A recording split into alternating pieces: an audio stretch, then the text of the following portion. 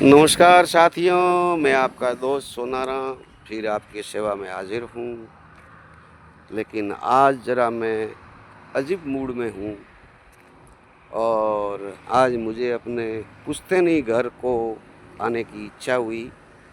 जो मेरा बहुत बड़ा बंगला है, ये मेरे पिताश्री, मेरे दादाश्री, मेरे परदादाश्री, उनके उनके उनके उनके यूँ कई कई पीढ़ी के मेरे परिवार के लोग, मेरी माँ, मेरी दादी और भी मेरे कुटुंबी कई भाई लोग यहाँ आके आराम की नींद सो गए। फिर उनको कभी जागने की ज़रूरत नहीं पड़ी है। साथियों, यूँ तो मोह मरे ममता मरे, मर मर जाए शरीर, आशा तृष्णा कभी न मरे, कह गया दास कबीर।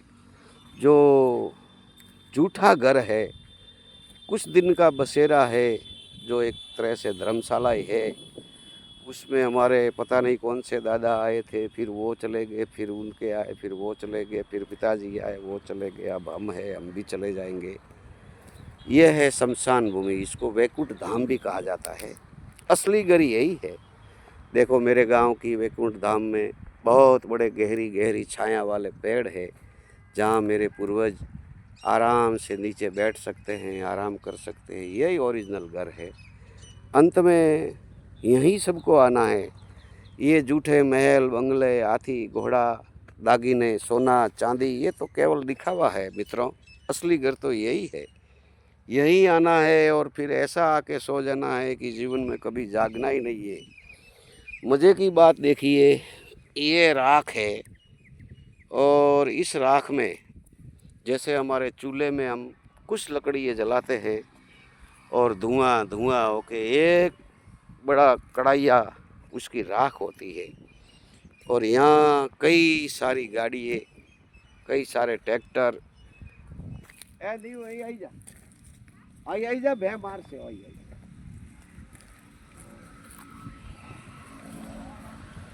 ये देखो, ये हमारी भैंसें हैं, हमारी मिस हमारे गांव की। और कई सारे लकड़े, कई टोली ट्रैक्टर के यहाँ डालते हैं और चंद मिनट में ही उस शरीर को अग्नि देवता हाथों हाथ ग्रहण करते हैं और ज़बरदस्त अग्नि प्रकट होती है। और इतने सारे लकड़ों की केवल और केवल 4 मुट्ठी राख बनती है। ये ईश्वर का करिश्मा नहीं तो और क्या है, बताइए।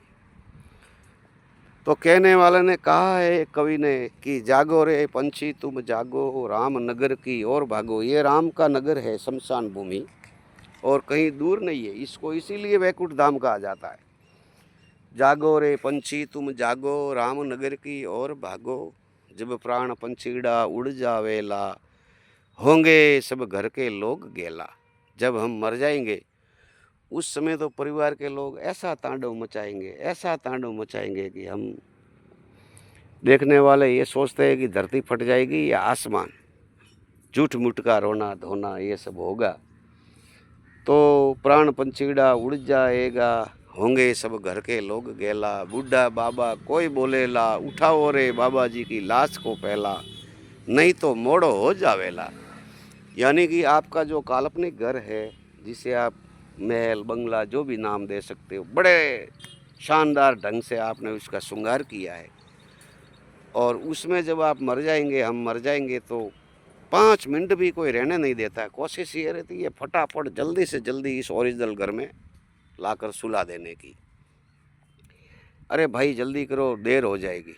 कोई बेटा ऐसा नहीं बोलता है कि भाई मेरे पापा ने इतना सब कुछ बंगला बनाया है, खाट है, बिस्तर है, हम लोगों के लिए ताउम्र इन्होंने मेहनत की है। आज रात तो हमारे पिताजी यहीं रहेंगे और दीपक जलाएंगे, भजन कीर्तन करेंगे, और कल उनको इस घर में लेके आएंगे।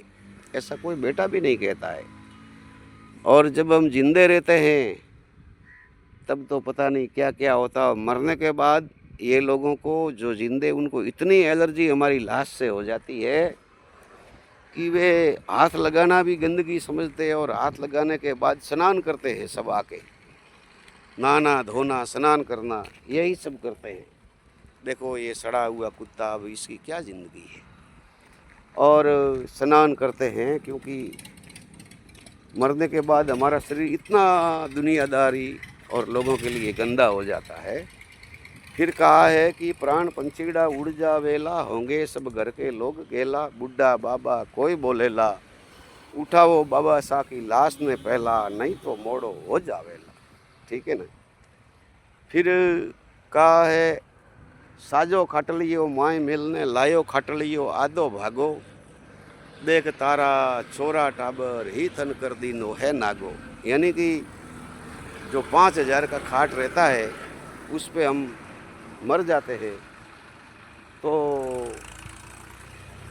कोई ये नहीं कहता है कि पिताजी ने 15, 20, 50 खाट बनाए, एक इसी खाट के साथ जाने दो, ऐसा कोई नहीं कहता है। टूटा फूटा ही लकड़े लाते हैं और उसी पर सब लूट पाट लेके हाथ में कुछ नहीं रहने देते, नंगा कर देते हैं हमारे परिवार के लोग ही।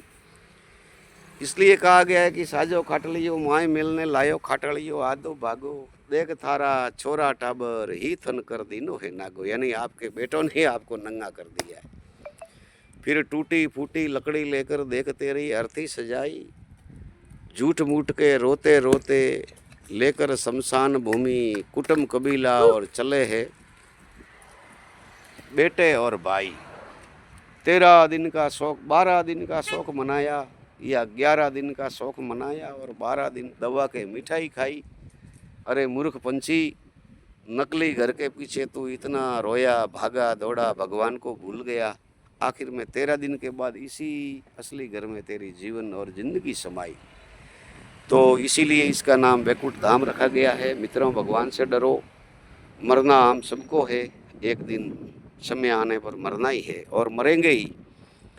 और ईश्वर भगवान से प्रार्थना करो कि हम हमारी जन्मभूमि में ही मरे और जहाँ हमारे पूर्वजों को अग्नि दी गई है और वे आराम से सो गए, वहीं हमें भी दी जाए और हम भी आराम से सोए। जय श्री राम, हर हर महादेव। बैकुंठ धाम आमली से आप सभी को ये कहानी बता रहा हूँ।